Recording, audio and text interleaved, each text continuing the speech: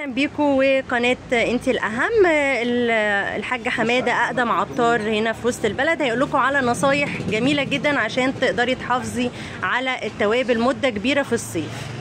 ازي حضرتك يا حاج حماده؟ كل سنه وانتم طيبين. طيب. هو بمناسبه دخول فصل الصيف طبعا يفضل ان انا من اول شهر 5 لحد شهر 11 التوابل احطها في علبه بلاستيك او ازاز واحتفظ بيها في درج في الثلاجه الاربع شهور دول لازم يتحط في الثلاجه، لان الدنيا بتبقى حر جدا والمطبخ حر، فاي بقوليات او اي توابل هتلاقيها باظت بسرعه، لا اما فقدت ريحتها لا اما سوست.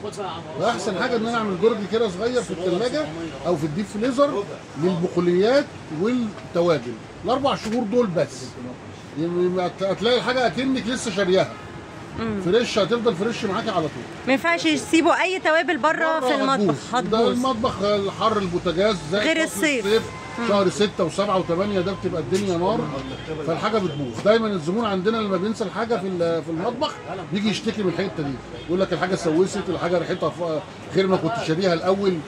لا، انا معود زبايني هنا بفضل الله دايما بقول لهم النصيحه دي: علب بلاستيك او علب ازاز واحطهم في درج في الثلاجه، اعمل درج للتوابل والبقوليات الاربع شهور دول. شكرا ليك يا حاج حماده، كل سنه وحضرتك طيب.